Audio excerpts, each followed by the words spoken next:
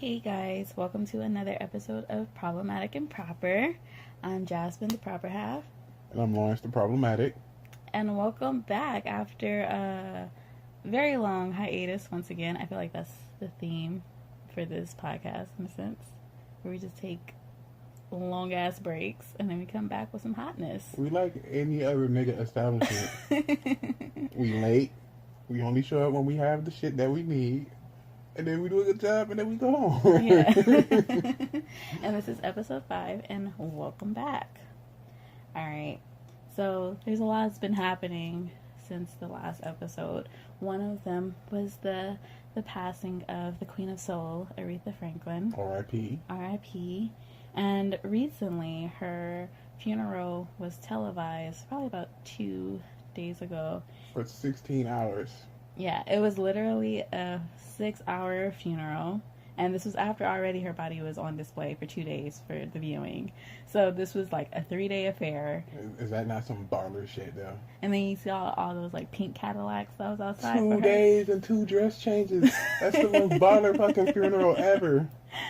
And so, a lot of people came out to recognize her, including Miss Ariana Grande.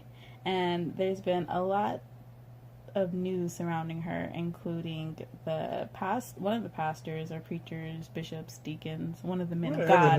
One of the men of God was kind of groping her in front of literally this entire stadium in the middle of this funeral. It wasn't kind of groping. The nigga he was doing some shit that he was funning on her titty on the side, and I was like, bro. He like went in for a hug. He's taller than her. We all know how short Ariana Grande is, so he went in for a hug. Short? I think so. Either way, it was one of those high hugs, you know, like it reached around where his arm like reached around like the high part of her back, and the hand ended up right at side boob level, and he was fingering her titty. It was so weird. He was clearly grabbing and groping it. It was so weird. Very weird. I would have socked that nigga. Like, seriously. Like, you shouldn't have did it in the first place. But it's doubly horrible that you did it at somebody's funeral. Mm-hmm. And you a man of God. You're not supposed to be doing stuff like that. And it wasn't like he did it on the sly. Like, he was literally on the mic talking in front of everyone in this arena while giving her this quote-unquote hug and just groping her in front of everyone. That man is talented in a bad way. He was giving a eulogy and molesting someone at the same time. Damn. That's multitasking, and that's horrible. It was also a lot of people were talking about the dress she was wearing. It was short. It wasn't even a bad dress. I haven't seen it, but it don't matter if she was butt ass naked. He shouldn't be over there. I know. Groping any. The thing is, it's not just that he's a man, but it's doubly horrible because he's a man of God. Mm-hmm. He's a godly man, and people go to him for spiritual advice and like upliftment. And he grabbing somebody's titties on national TV, and then they said he gave a bullshit ass apology. Yeah, he did. I forgot exactly what it said, but it was literally like 2 sentences where he was like, maybe I did get a little too touchy-feely, but you know, it's fine. It wasn't meant to be. See, that's what rapists say and abusers. They say shit like that, and that's very sad. Yeah, very sad. And I just feel like there's been so much talk about her dress and not actually about his actions. Like, that's where the problem lies. And like, yes, if you feel a certain type of way about her dress being too short, it wasn't that short, but if you feel a type of way about it, you just feel like that's your own personal preference. That doesn't matter. But this was clearly wrong, and it's like universally known that it was wrong the way that he was touching her. I feel like if you feel like that and you express that, go fuck yourself. Yeah. Just go fuck yourself, because you're a horrible person. Like, somebody's getting sexually assaulted and you seeing it, and the thing is, her dress was too short. She deserved it. I mean, that narrative is already a lot within our culture. I feel like that's definitely a thing within Black culture, because you know, like how Black people always joke about like, oh, the uncle that you don't have certain people around, or you don't wear certain things in front of this uncle, or certain things like that. I don't know if you've ever experienced that. I haven't experienced it, but I heard it before. Yeah, and that's one of those things that it's like, that's really normalized within, at least I could talk from a Black culture point of view. Like, that's normalized within Black culture, where it's like these are known people who like don't care and sexualize women, or like they're just not low-key molesters. They probably are molesters, and we just accept it. My thing is, and we'd like talk about all the wrong things, like don't wear that around your uncle. Like, no, how about we tell your uncle not to fucking grope his niece? Things like that.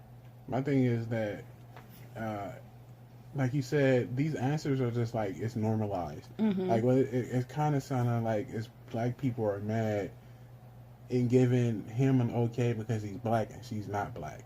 Yeah, because if she was black, I think it'd be a whole nother thing. Mm-hmm. But since she's not black, like everybody just say, "Oh, don't talk about the black preacher like that." Like, nah, fuck that black preacher and fuck your ass for saying it's okay of him groping somebody at a funeral on live TV. And then he's getting so much love for that shit, and to the point where he give a 2 fucking line thing, and it's like kind of off-putting as well. And it's like this whole situation is fucked up. Yeah. Like, she was there because she was actually a friend and fan of Aretha Franklin. Yeah, because everybody was already confused. Like, out of all of these legends, it was literally like the who's who, like who's ever still alive from that classic Motown era. Everyone was performing, and then it was Ariana Grande. And people were already kind of confused, like, why is Ariana Grande there? But obviously she has to be there because Aretha had to, like, have respected her, or her family respected her enough to have her come, to let her come pay her respects and let her go home. Yeah, she even tells stories about how she met Aretha Franklin. And she should be there if they actually knew each other and they communicated like that. Just because Fantasia ass was there and Jennifer Hudson ass was there, what the fuck does that even mean? Nothing. Yep, I think it's because they don't give Ariana that same respect. They was already looking at her as an outsider coming in. Whereas, like, everyone already wanted to see Fantasia, Jennifer Hudson, all of them do that because they was looking at them as, like, other church women. But which is still sad. It's like you always cap for black women when shit happened to them, but apparently just because she's not black, it's like, okay, he a black preacher, let's rally behind this nigga. Don't rally behind a rapist. That's what's wrong with you. Talking about normalizing the uncle. You normalizing the uncle just like you like I always see black women on like Tumblr and shit talk about let's not normalize that shit. But he's the fucking creepy touchy uncle. And you niggas, the first thing I tell them off is, oh, her dress was too short. Like, what? Really? For just wearing like something that's normal. Fuck out of here, man. So, in other current news, Nicki Minaj has been in the news a lot lately. Nicki Manatee? Nicki Minaj. She recently dropped her album Queen after, I don't even remember the last album that came out, but she dropped Queen recently, and like all for the leading up to it, she was like completely quiet on social media, and then she came back and she was like basically talking about all her past accomplishments and like just talking about, I was number 1 then, and I did this. I was the first female on the Billboard charts to do this and that. And people was like, we already know this, Nicki. Like, why are you bringing this up? And then Queen came out, and it was like a bunch of stuff around that. And she got angry because Travis Scott. Yeah, because she wanted to. Nicki Minaj pushed back her album a week, and she said she did that because the songs weren't ready. But in reality, it was because Travis Scott was releasing his album the week that she originally planned to release hers. So once that became a known fact, she pushed hers back 1 more week so she can be the one in the number 1 spot, because she already knew Travis Scott was going to get it that week. So Travis Scott's team, label, whoever, they did a second push, not necessarily for number 1, but just to keep their sales and everything on high. And they like have merch deals that was combined with merch deals that was combined with album sales. And she got mad over that because it made her debut at number 2. So then she compared herself to Harriet Tubman in some weird way. I don't really understand how that happened, but so Nicki Manatee. Manatee. Her body looked like a manatee. So Nicki Manatee got mad and started like just being upset with everyone because her album didn't debut at 1. And the funny thing is, like, don't nobody even talk about Nicki Minaj, but all of a sudden she wanted to talk about Safari had hairline replacement surgery. Yeah. And and like all this other unnecessary drama that nobody really care about, and if she kept to herself, would nobody know. That's how I know that the record label is very weird, because the same shit with Kanye.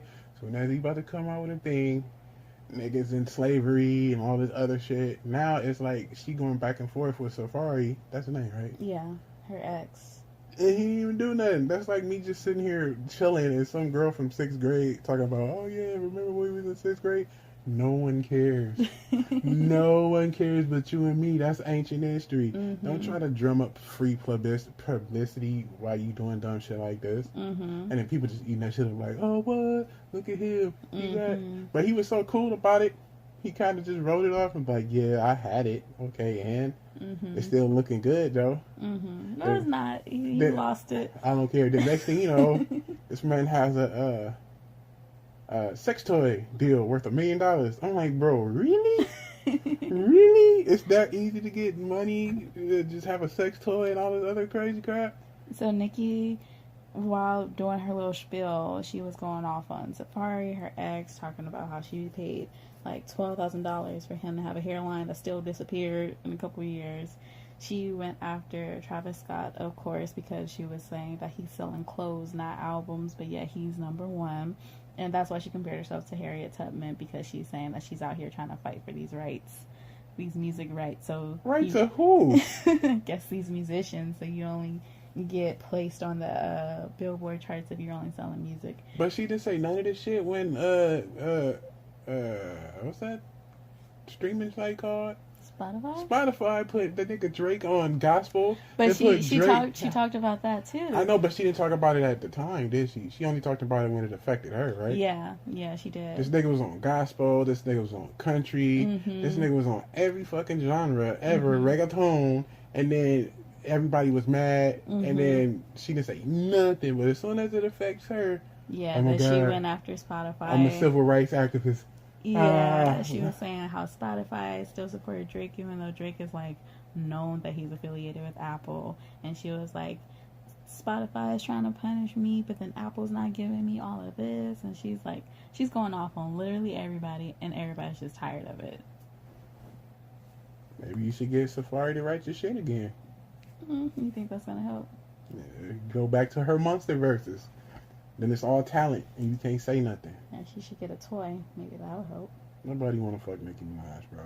I didn't say that. What other toy? What other toy? I'm talking about a Safari toy. All right. And then in other news, I think you mentioned Kanye already, but Kanye recently went on the radio again to apologize for his earlier comments in the year when he, what did he say about slavery? He said slavery was a choice. Yeah. And that we were enslaved for 400 years because of the choice. We were accepting that. Mm-hmm. And he was just spazzing out. Like he normally spazzes out. But he didn't have no... Normally it's like pro-black shit. And niggas be like, oh yeah, he's spazzing out. But he talking about black people. He's like positive for black people, so it's okay. But so as he spaz out and it's like the wrong direction for his blackness, then niggas got a problem with it. Kanye been saying crazy shit. But also to give more context, he went on this whole rant literally like a day or two after he had met with Trump and was wearing a Make America Great Again hat and a whole bunch of other shit like that. Yeah, but a lot of that shit was like, he like 5 years old. And they tell you like, no, Kanye, you can't like Donald Trump or Make America Great Again, he's bad. When you tell that to a little kid, what they gonna do? They gonna go do it themselves because they want to do it, and you tell them not to. That's all that shit was.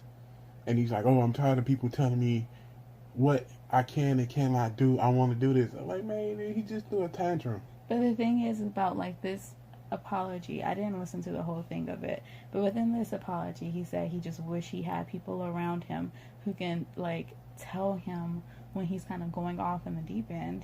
And one of the friends that he mentioned was like this friend, I guess in Chicago, named Don C. I don't know exactly who that is. I didn't really look it up. But like he was like, I felt like none of that would have happened if Don C would have like actually spoke up. If he was like, actually in my life I didn't have all these yes men around me. Like he's still putting all this responsibility on others, but yet he says that he doesn't want others to influence his decisions and his actions. And so he's just like being hypocritical. Like Baby, he usually is. He's a kid. He's a man child. He's spoiled. That's all that is. He's a giant spoiled child. He is spoiled. He telling me like, hey, I want to do all this. You can't tell me what to do. But then where you get in trouble and you about to get popped, you want to say, but I'm going to tell him my brother, he did this. Or my sister did that. And you try to get them in trouble. That's all that is. Mm-hmm. He just deflected the blame. It's not even an apology. He didn't even say he was sorry. He just said, "Oh, if somebody else was there and I need him in my life, it wouldn't happen." Mm-hmm. Like, so you really still think like that?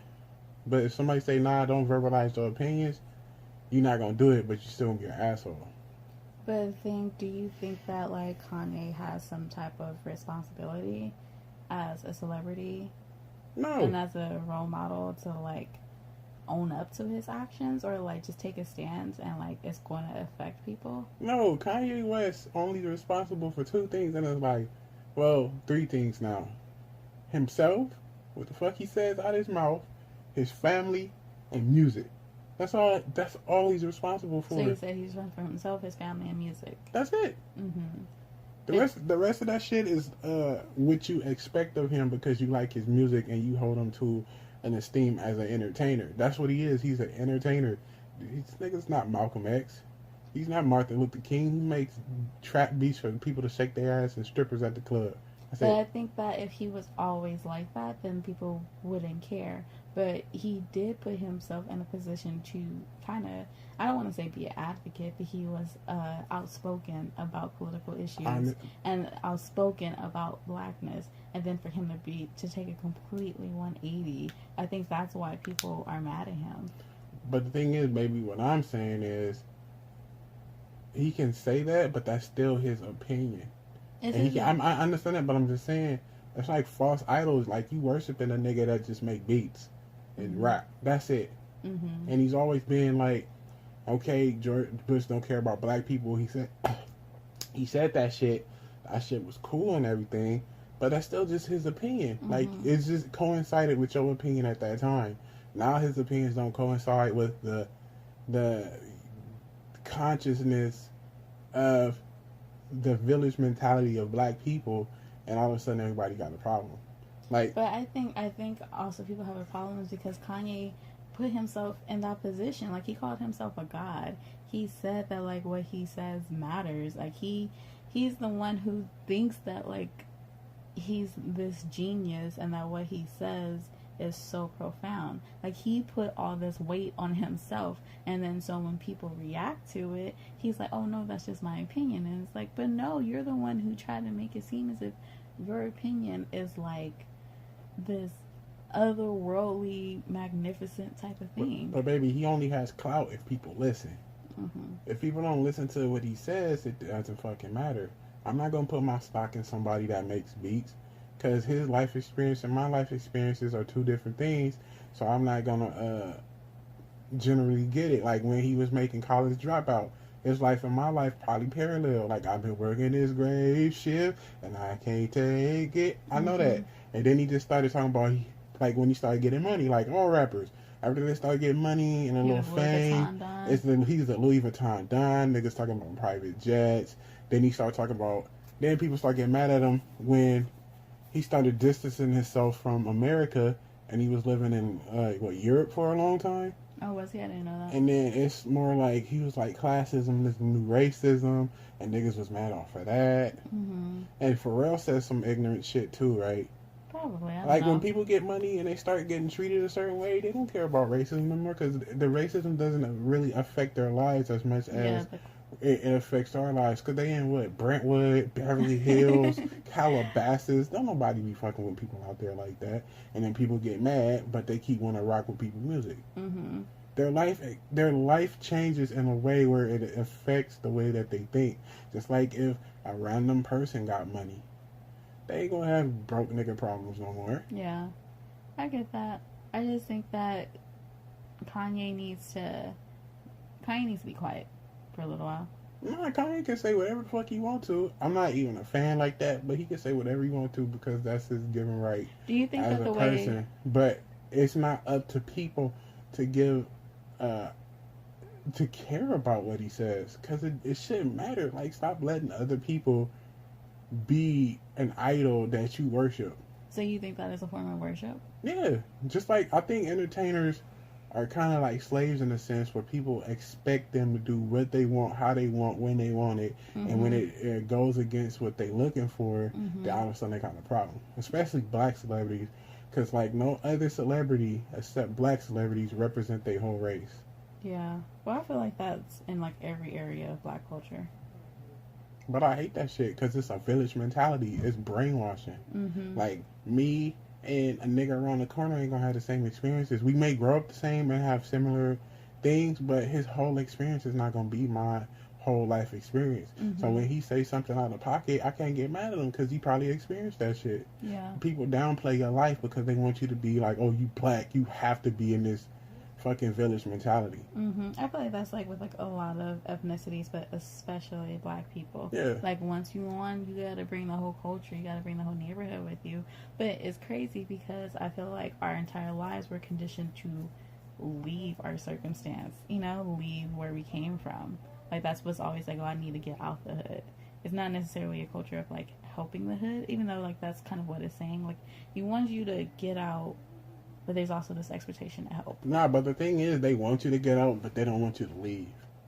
They want you to be like, they want you to have money, but don't leave the hood. Like the shit is really bad for like rappers and shit, cause they be like, oh nigga, how you gonna still be talking about this? Like all in their songs, but you left. You live like take California, like dude get money.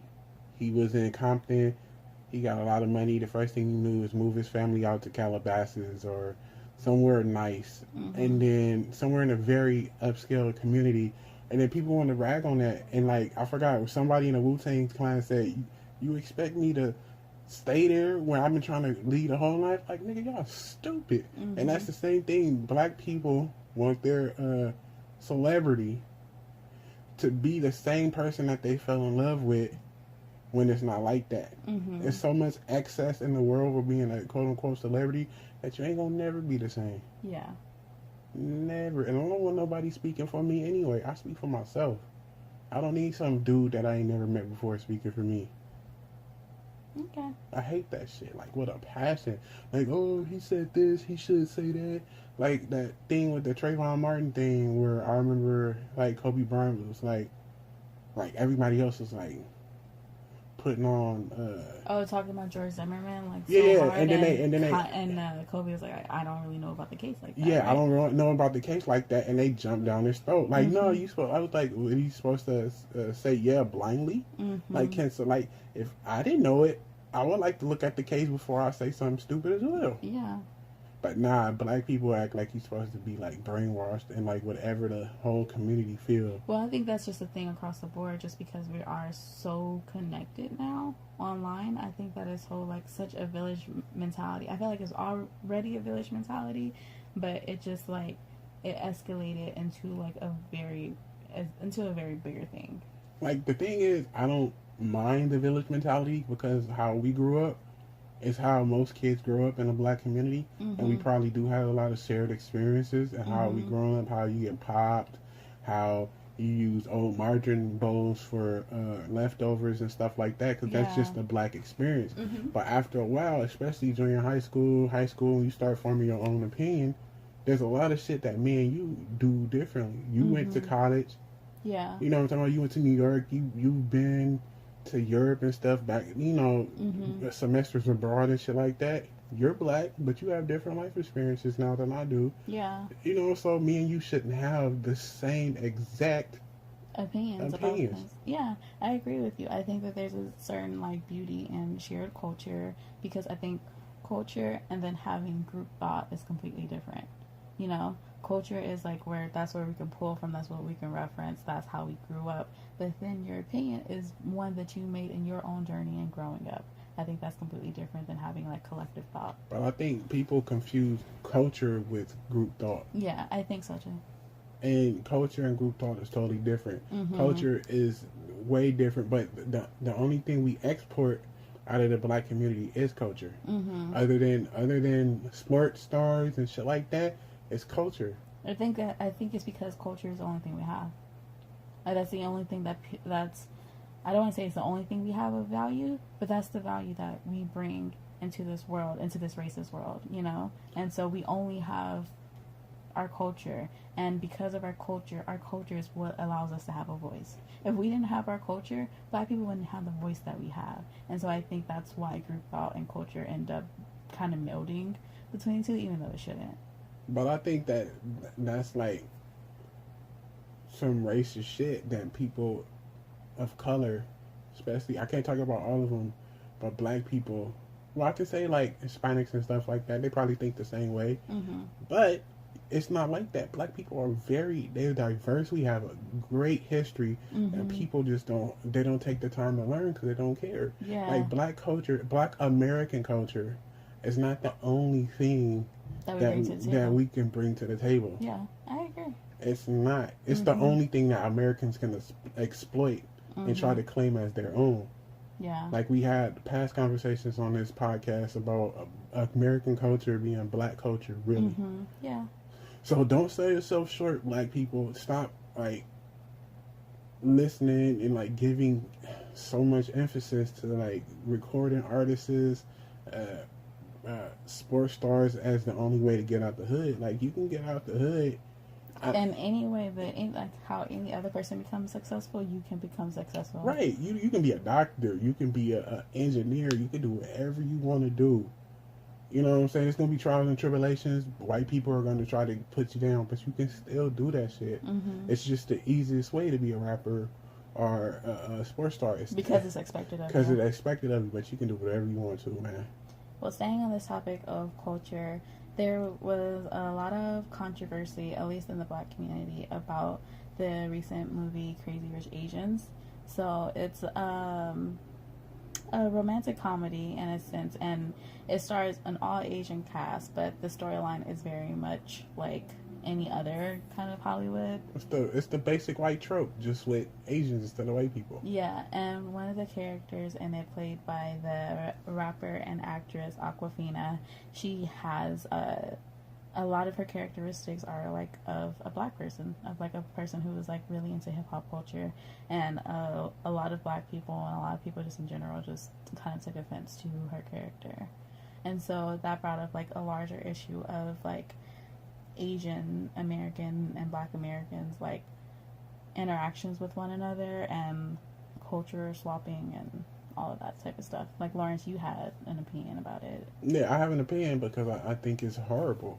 Because it's like Southeast Asia or South Asian or whatever. I'm sorry, I don't know the exact thing, but Asia is such a broad place. India is considered Asia, Burma, and all these people. I mean, even though what is it, anti-blackness or whatever? Yeah. What is it called? Colorism. Colorism or whatever is prevalent because white people, English went over there and colonized a lot of people, so they like light-skinned or pale and white people, whatever. But in that movie, I only seen 2 dark-skinned people throughout the whole movie, and they were them. What is Burma? When they were in Burma, right? No, where did they go? To give context, the movie takes place in China. No, right? But it wasn't China. They were in Singapore, right? They were somewhere. But the thing is, the only dark Asians I seen was the 2 guards. You didn't see no other dark Asian in that whole movie. And all of the main characters kind of talked with like this British accent. The whole thing. Didn't I say I was forced to go? FYI for people. Didn't I say it seemed like it was a British movie? Like the first couple minutes. Remember I told you that, and you were just like, "Oh, that's just how it is." And I'm like, the first person that we seen, whatever, her friend, her saucy friend, with this white trope in these movies is just somebody that speaks with the what do people call it, AVE, African American Vernacular English. Yeah, I feel like we always end up talking about AVE on this But show. it's the same thing because it's the easiest way for you to appear cool or whatever is just to do that. Yeah. So like Awkwafina, I forgot what her character's name is, but she kind of plays the role of the crazy sidekick friend who helps get like the main character out of all of his trouble. Like just the typical sidekick of any Hollywood movie. And usually, that person is always the quirky one. That's the one that's like the comedic relief. This is the one that actually gets the laughs. And in this movie, the way that they did it was like with her, like her entire character was very much like a black person, like a stereotypical black person. And that's how she got the laughs. I know, but that's another thing, like, black people can assimilate in different cultures and still talk without an accent. Whatever other culture grew up around black folks, they always try to talk black. And it's like, dog, you can appreciate the culture without making a mockery of it. Mm-hmm. And I think it goes back to how we said that American culture is black culture, and like how black culture is, whether everyone wants to admit it or not, is the epitome of cool. And so when you grow up in a predominantly black area, you want to take on that dialect and that coolness, and you think that, oh, you're just as a part of the movement as like the black people in this. But like, you can do that. Like, you've seen YouTube videos where like Asian people have like grew up in black community, like Asian people are owning the stores, mm-hmm. and they talk like they from the hood, but they don't like make themselves a caricature. Mm-hmm. A caricature. Yeah. They don't do that. Like, you can see like, oh, he grew up in the hood, I know the way he's taught, but they don't do that shit where it's like, bro, you trying too hard. Yeah, and like where we're from, we're near Long Beach, and Long Beach is like one of the most diverse cities, like whether people realize it or not, it actually is, where it's like every race lives amongst each other in a sense. And there's a lot of people who don't necessarily take on a black accent in a sense, you know, because it's just easy. life. It's a choice. Yeah. I remember I had a friend in college who was Asian, and she grew up in Baltimore, and she was saying like back at home she would say the N-word around her friends because like a lot of her friends were black, and she like talked about like how she was completely like used to black culture because this is like what she grew up around and all that, but for certain black things she still wasn't used to. So, like, I lived with her when I was living in London. So, I lived with her, and at the time, I had twists, and I had to redo them one day. And so, I took out my fake hair in front of her, and she, like, completely was, like, caught off guard. And was like, oh, I've never seen this before. And I was like, but didn't you, like, if you're comfortable enough around black people to say nigga, but you've never actually seen them in their element of getting their hair done, you've never actually like lived like everyday life with them, like, no, you're taking the parts of black culture that are fun to you. You've partied with black people, you listened to the music, you hung out with them, but you wasn't part of their everyday life. You don't know the struggles of like the hot comb. You don't know about like getting your hair done. You don't know about like the certain things that we talk about in our household because you're like picking and choosing. You're just cherry picking what of black culture you want to experience. And I feel like that's exactly what you're kind of saying with like people take on these accents of like once they grow up around black people, they're like, oh, I talk this way because I was around a lot of black people. Like that's kind of like what Aquafina was saying. Like in her real life she sounds like that because she grew up in Queens. No, she don't. Dumbfounded is somebody that hangs out with her, right? I think I've seen that. And Dumbfounded, he sound like he's from the hood, but he don't. Like, not really, but you know, it's not a caricature. Yeah, of it's not a it's caricature. Not him saying every ghetto word. She does that shit. Mm-hmm. She does that shit. You don't have to sound like that from growing up wherever you grow up at. Yeah. You're doing that, like you said, you're picking and choosing what you think that will make you sound the blackest. And I hate to tell people this, but the people that say the N-word the most are not black people. It's not even white people. It's Mexicans and Asians. They say nigga more than anybody. Because they're also minorities, and so I think that's not it. Is that you said that black culture is the quote unquote epitome of cool, and they hear it and they assimilate it. They do what they listen to hip hop, they do all this other shit, and then they think is the easiest thing when they don't even have black friends, but they say nigga and more than anybody else. And then they think it's cool until some black people get mad at them and they be like, oh, but I grew up around it. It's like, dog, just because you grew up around it don't mean you can say it. And the thing about it is that you think that you're okay with black culture, and it's like, no, you just have a handful of black friends. Like, if you like really analyze your life and see like where you're actually dealing with black culture, you will see that like, no, you think that you're adapting to black culture because you have a handful of black friends. But black culture is dealing with the black household, dealing with black issues, dealing with all the bullshit that comes with being black, in addition to all the greatness that comes with it, you know? And so, even though she's still like one of my close friends, I don't view her as another black homie. because she's not. She's not another black homie. And as I got to know her more, I'm like, no, there's a lot about her that is kind of whitewashed. There's just something that's just like she doesn't understand the culture completely. So I can't ever be accepting of her like saying the N-word. I can't be accepting of her like being the certain type of way around me, because that's not who she really is. Because I swear to God, when she probably go home, she don't talk like that. Mm-hmm.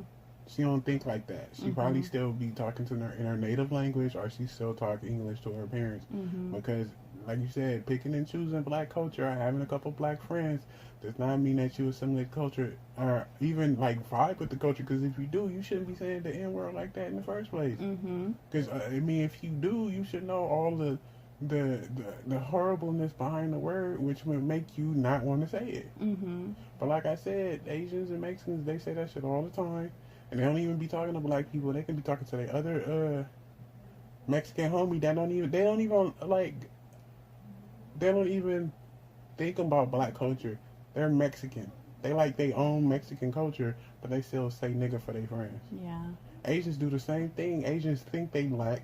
They pick and choose what they like.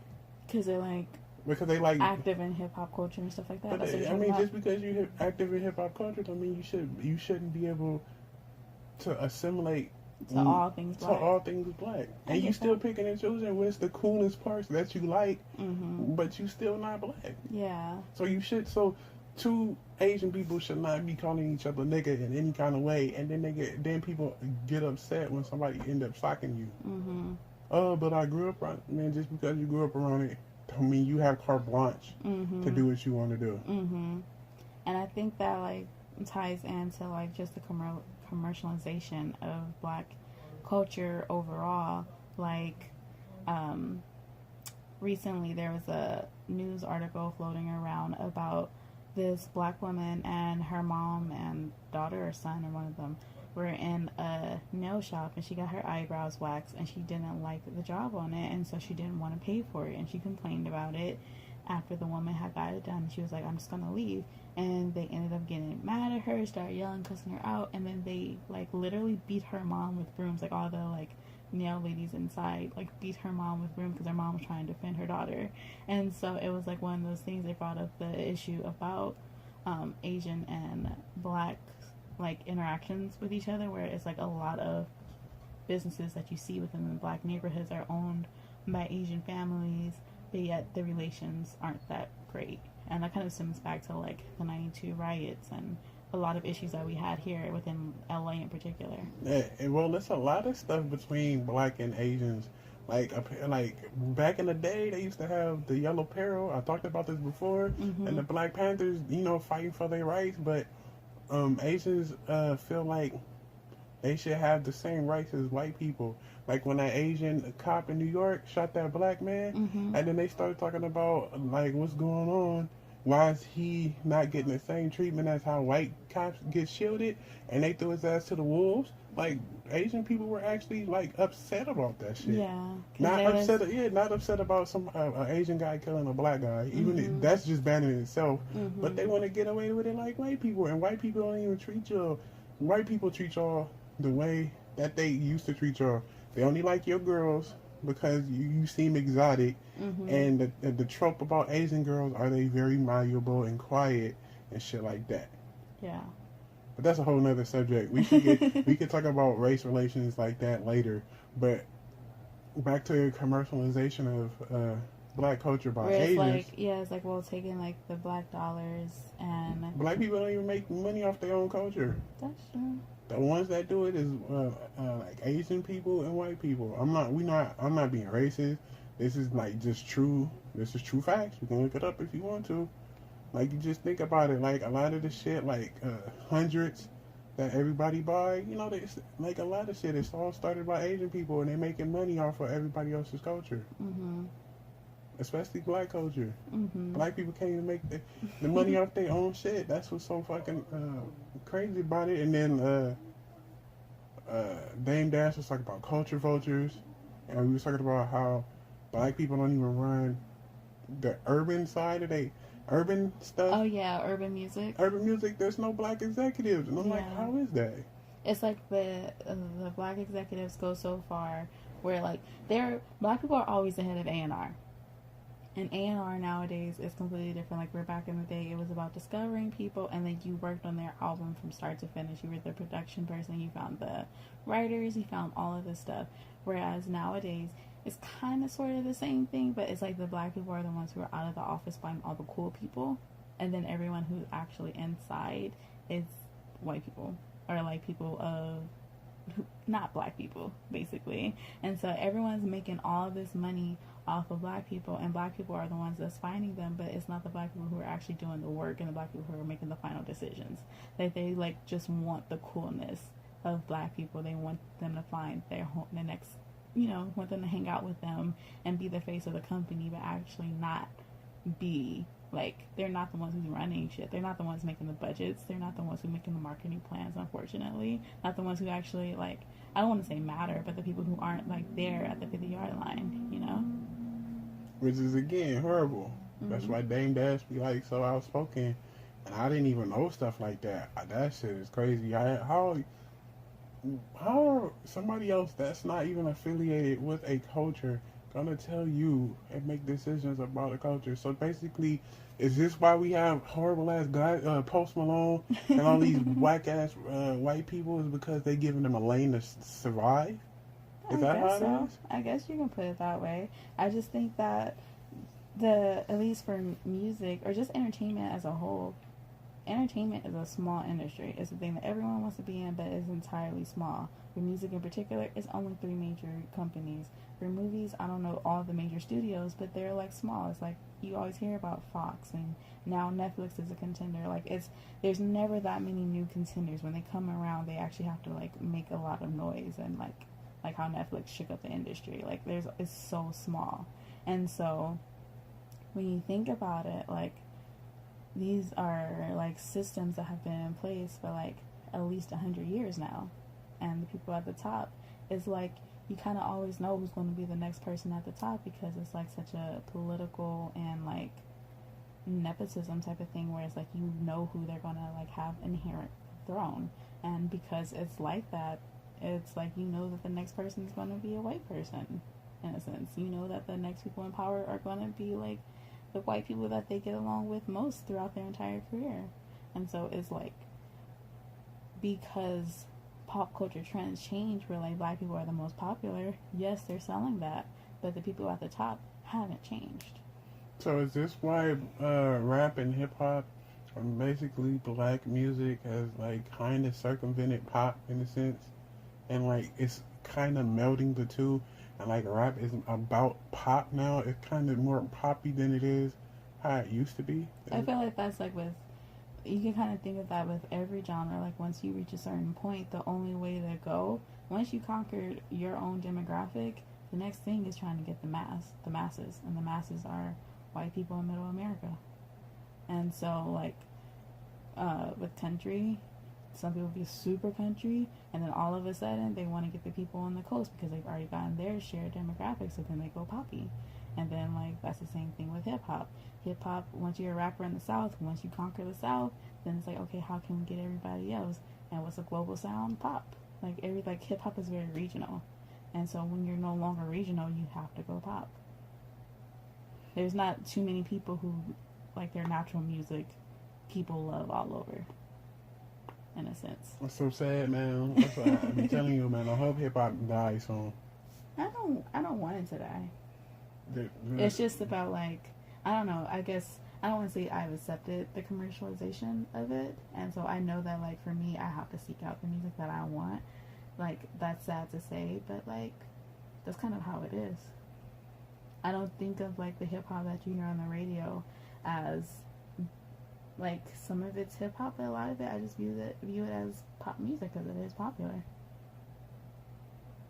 No, I really don't care. Either way. Alright, and then one of the last things I wanted to talk about, our black-ass topic of the day. Black-ass topic of the day! We wanted to do an appreciation for Justin Bieber's Black album. Journals. His best album. His only album that matters. Journals. Somebody was like, hey, Justin Bieber, what? Know what you need to do, what? make an all black ass album. Mm-hmm. Just an R&B album. No pop on that bitch or nothing. Mm-hmm. And you know what? You need to get R. Kelly on the song. And Justin Bieber was like, you know what? Yes. I should do that shit. I should do that. I should do that shit. And the next thing you know, the only thing I'm pissed off about is that they didn't make it a whole album. Like a real album. Yeah. Like they didn't put it Even out. when you look it up, when you looked it up on Wikipedia today, they call it a compilation. Like it wasn't like actually part of his like real album. It's an album. The only thing that the only thing is that in America, I read it. It was on Wikipedia. In America, it was only a digital album, but everywhere else you can buy a CD. Oh really? Like you can buy your import CD, and Journals was put on a CD. But here you can buy it only with digital and vinyl. Oh, vinyl? Yes. Oh, we may have to get that on vinyl. I did. I priced it out. Barnes and Nobles had that bitch for like $13. Ooh. With shipping and handled and $2, it was $16.49. That is not bad. That is not bad. That is how CDs used to cost. I don't know how much CDs cost now because Best Buy don't sell them motherfuckers no more. They don't. I don't even know if they make CDs anymore. But CDs would be $16, nigga. Mm-hmm. $15.99. But that was his best album. That came out in 2013. So it was like, this is when Justin was like, you know what, I'm no longer a little boy. But it wasn't before he got into all these white shenanigans of like, you know how white people don't know how to grow up. When he still was hanging out with Usher. Yeah, so white people don't know how to grow up, so they like pull a Lindsay Lohan and all that stuff where they like on drugs and do crazy shit. And so he was in his in-between space, and so it looked like he was going to go the right way, the black way. And he only did it for like a month.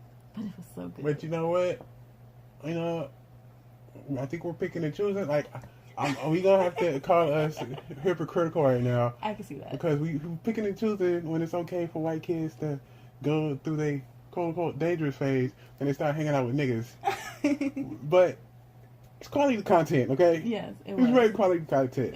And it's not like he was doing crazy shit. Because all he is basically I see Justin Bieber as the white Chris Brown. Same shit. He's the same shit. Yeah. Chris Brown just do R&B. That nigga do pop. Mm-hmm. Both got tattoos. Both have some trouble with the law. Both have famous ex-girlfriends. Same thing. And he just went back to being white Justin Bieber. Yeah. But his blackface was great. But his blackface was not problematic. That's when you're doing it right. That's what I'm saying. That's why I said he had an opportunity to like grow up in the black lane. But instead he was like, you know what? This isn't profitable for me. Let me just go be problematic real quick. Because you know who I have a problem with? It's that Disney singer. Who? Billy Cyrus' daughter. Oh, Miley Cyrus? Miley Cyrus did all this shit, smoke weed, hang out with black people, try to twerk with that no ass she had, and then all of a sudden now she says she got a problem with how rappers view women and express their views on women. I was like, my nigga, didn't you have a whole thing where your name was synonymous with crack cocaine? Yeah. And you had no problem with that shit. And their entire album was produced by Mike Will Made It. That's what I'm saying. Then you know MTV Awards, twerking that chicken ass you had with them X's over your titties, but all of a sudden... And she had Bantu knots, which is peak blackness. If she had Bantu knots, she had black background dancers. Mm-hmm. All this shit, but all of a sudden, it's not too profitable to you because black people wasn't receptive to you like you thought they would be, and all of a sudden you back to singing pop and country music. Mm-hmm. Now you didn't have your wild phase, go quote unquote black phase. Now you get to go back. Yeah, that's what pisses me off about that. And so that's what Justin Bieber kind of did, but he wasn't problematic with it. He was just making some really good R&B, written by the Pied Piper. Really good R&B. Another problematic person that we will talk about later. Really good R&B. That's all I'm saying. It was really good, but then it was like, you know what? This doesn't make money because whenever you have. But it was so good, though, man. So he had to go to his crazy phase. But Journals was great. He was releasing songs every Monday. I remember because he looked forward to it on Twitter all the time. Music Mondays. He, what's the track listing? We gotta look at the track listing. Yeah, but it was the same thing. Like, it was the same time around, wasn't it the same around Good Fridays by Kanye West? No, Good Fridays was in like 2010, 2011. So it was just like 2 or 3 years before Journals. But it was like the same concept. But I remember, bro. I remember being excited because I remember I stumbled upon It Doesn't Matter to Me. Mm-hmm. 5 I was like, who is this? I was like, Justin Bieber? I was like, oh, he's going the Justin Timberlake route. No, he didn't. He didn't sustain it. He didn't sustain it, but that one album, it was fire. And it was. All black people worked on that album. The only thing he did was sing. Exactly. That was it. It was fire. I remember when I was interning, when I came on, and I was telling everybody, I was like, y'all, Justin Bieber is dropping some heat. And everybody was like, Justin Bieber, and this is like when it was like he wasn't any type of cool because he was just doing like those really kiddie tracks. And I was like, no, y'all, Justin Bieber is coming out with some heat. And I bumped like all the music that was out at that point. I bumped it, and everybody was loving Justin Bieber that summer around me. It was fire. It was fire. Justin Bieber Journal is fire. It's a must get if you got Spotify or Apple Music or whatever streaming, whatever the fuck, nigga. Check it out. So that's our appreciation for the day. So this episode is dedicated to Justin Bieber's journals. No, it's dedicated to his one experience as a black artist. His black experience. His black artist. He was one black. For Justin Bieber's black experience. Shout out to Justin. Shout out to Justin Bieber. He was going to replace Justin Timberlake because people have a problem with Justin Timberlake now. Yeah. So he was. We don't have a white adjacent R&B friend right now. Or black adjacent, should I say? Black adjacent white dude. Because white people no longer need to be black adjacent. They can just make black music and it be considered normal. I see that. We talked about this. Yes, but there's no one who's doing that right now. Yeah. Well, Justin Timberlake, I salute him for his trying. At least he could have been honest. I'm like, yeah, you know what? I'm trying to make trap country. And it just didn't work. It didn't. The execution wasn't there. Maybe if he had tried to get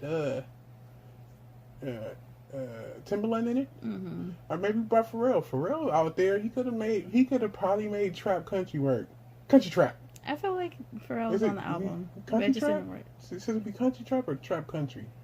I think because country trap. This man in the wood shit was just trap beats over country melodies and country lyrics. Either way, it didn't work. It never works. Nelly tries to do it with Tim McGraw or somebody beforehand. Because it's all in my head. I think about it over and over again. I feel like that's literally one of the worst songs ever made. And I think about it over and over again. All right, and on that note, let's go ahead and wrap up episode 5 of Problematic and Proper. Let's not end on that note. We're supposed to end on Justin Bieber's. They have pickup trucks in there, nigga. They have pickup trucks in that video. I think about it over and over again. Thanks again for tuning in to another episode of Problematic and Proper. We'll be back hopefully a lot sooner. But, we're not making any promises because, niggas. I think about it over and over again.